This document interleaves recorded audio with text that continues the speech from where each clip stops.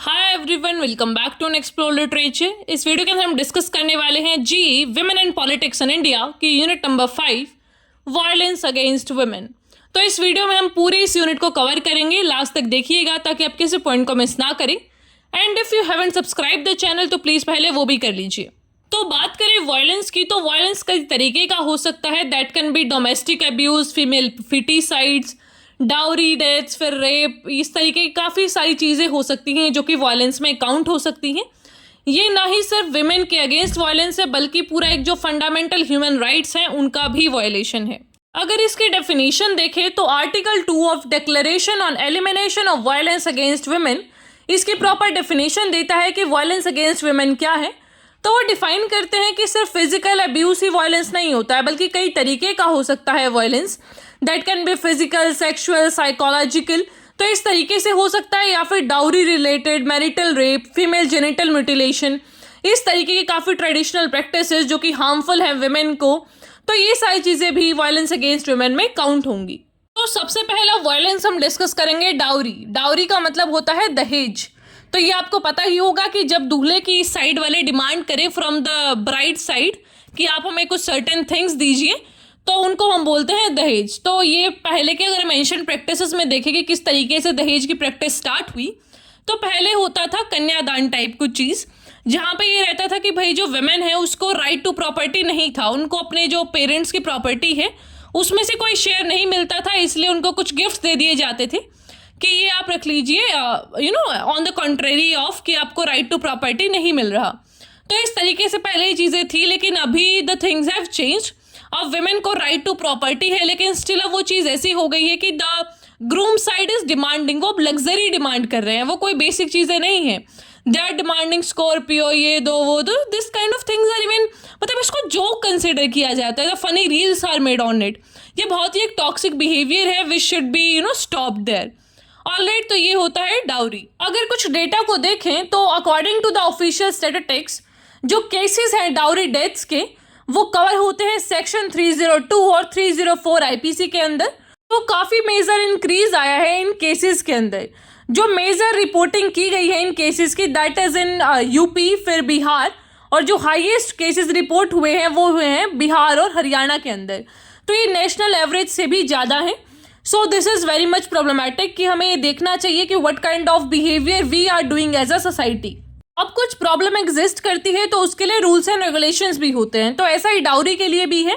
Dowry prohibition act 1961, इसको amend किया गया था 1984 और 86 में। तो आपको ज़्यादा डिटेल्स याद करने की ज़रूरत नहीं है, but still we can discuss it कि जो 1984 है उसमें इन्होंने वेग करने की ऐसा डिमांड रखी थी कि भाई जो डेफिनेशन है इसकी डाउरी की उसको अपलोड कीजिए। 1986 में जो फाइन है ये सारी चीज़ें काफ़ी बढ़ा दी गई थी। Then the next violence is rape. तो रेप का मतलब होता है when you are forced to do the sexual intercourse without your consent, तो उसे हम रेप में कंसीडर करेंगे। तो इसका एक प्रॉपर डेफिनेशन भी है according to various laws and regulations, but आप ये सिंपल सा डेफिनेशन याद कर सकते हैं। तो अगर इंडियन पिनल कोड की बात करें तो यहाँ पे भी इसको डिफाइन किया गया है सेक्शन 375 में, दैट व्हाट इज रेप। तो फर्स्ट इज कि अगेंस्ट हर विल, कि उसका जो विल है वो नहीं है, and the second thing is कि उसका कंसेंट नहीं है। तो ये सारी चीज़ें आपको कंसीडर करनी होती है when you are involving this into the definition of rape. Then the other thing is custodial rape. Custodial rape का मतलब होता है when you are subjected to sexual abuse in custody, की जब आप पुलिस कस्टडी में होते हैं उस टाइम पे अगर कोई सेक्सुअल अब्यूज होता है उसे कस्टोडियल रेप बोलते हैं। तो that can be by a police officer, या फिर कोई पब्लिक सर्वेंट, या फिर कोई person in the management staff, कोई भी पर्सन हो वहाँ पे जब आप कस्टडी में हैं तो उसके अगेंस्ट ये सारी चीज़ें रहती हैं, दैट इज कस्टोडियल रेप। इसको आईपीसी के सेक्शन 376A से लेके 376D में डील किया जाता है। And there is also a case that is state of Maharashtra versus Chandra Prakash Kevalchand case. इसमें क्या था कि there was a girl who was in custody and उसका कस्टोडियल रेप हुआ था, बट इट वाज क्वेश्चन कि उसका कंसेंट था नहीं था। तो वो केसेस तो आपके लिए इंपॉर्टेंट नहीं है, बट समझाने के लिए this cases are very important, और आप इनको कोट भी कर सकते हैं अपने एग्जाम पेपर में। फिर उसके बाद आता है मैरिटल रेप। मैरिटल रेप का मतलब है when you are married and the husband considers like you are his authority, ठीक है, तो वो इस तरीके से कंसिडर करके चलते हैं कि he has his authority on you, आप उनके एक सब्जेक्ट की तरह हैं, लाइक अ स्लेव। तो वो चीज़ें नहीं होनी चाहिए। हर एक मोड पे आपका कंसेंट होना चाहिए, whether you are his wife, his you are in a relationship, कुछ भी, whatever the thing is, आपका कंसेंट इज़ वेरी इंपॉर्टेंट। तो ये सेक्शन 375 है जो उसमें आईपीसी है जो इसको डील करता है। इंडिया में दिस इज़ नॉट बैंड, अभी ऐसा कुछ मतलब लीगल सारी चीज़ें नहीं आई हैं इसके ऊपर, लेकिन US, Sweden, Denmark, Australia, UK, यहाँ पे मैरिटल रेप के जो पूरा चेंज है वो हो चुका है और इसको पूरा लीगल एक लॉ फ्रेमवर्क इसका बना है। And the last thing is female foeticide. Female foeticide को हिंदी में बोलते हैं भ्रूण हत्या। तो इसका मतलब है कि आप सेलेक्टिव सेक्स अबॉर्शन करवा रहे हैं, that you get to know कि भाई आपको जो एक बेटी होने वाली है तो यू आर अबॉर्टिंग दैट चाइल्ड। तो इस तरीके से काफ़ी कल्चर्स में सोशल और इकोनॉमिक प्रेफरेंसेस के अकॉर्डिंग एक मेल चाइल्ड को प्रेफर किया जाता है, तो दैट इज कॉल्ड फीमेल फिटिसाइड्स। तो इसके खिलाफ काफ़ी सारे एक्शंस भी लिए गए हैं, that is prenatal diagnostic techniques act of 1994। इसमें ये प्रोहिबिट करते हैं कि कोई भी सेक्स सेलेक्टिव अबॉर्शन नहीं होना चाहिए और पहले ही आप सेक्स डिटरमाइन नहीं कर सकते एक चाइल्ड का। तो एक डॉक्टर भी नहीं बता सकता है कि whether you are giving birth to a male child या फिर अ गर्ल।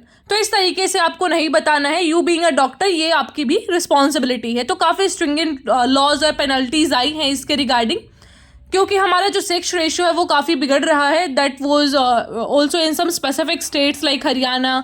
तो काफ़ी स्टेट्स में ये और ज़्यादा प्रॉब्लमेटिक था, लेकिन अभी जब लॉज आए हैं तो सिचुएशन थोड़ी बहुत इम्प्रूव हुई है। अगर इस एक्ट के ऑब्जेक्टिव्स की बात की जाए तो इसमें सबसे पहले तो हमारा मेन ऑब्जेक्टिव है कि प्रिवेंट किया जाए सेक्स सेलेक्टिव अबॉर्शंस को, ताकि प्री नेटल जो डायग्नोस्टिक टेक्निक्स है उसमें आप बच्चे का सेक्स ना डिटरमाइन कर सकें। Then is regulate diagnostic clinics, कि आप प्रॉपर तरीके से रजिस्ट्रेशन कराएं और एक जो पेरेनेटल डायग्नोस्टिक सर्विसेज हैं वो ऑफर की जाए। मतलब कि आपको एक डॉक्टोरल जो एथिक्स हैं, जो एक प्रैक्टिशनर एथिक्स है, उनको भी मेंटेन करना होगा। Then is promote gender equality, कि आपको दोनों को female and a male child should be treated equally, वरना फिर वही हमारा सेक्स रेशियो बिगड़ जाएगा and the problem will be there.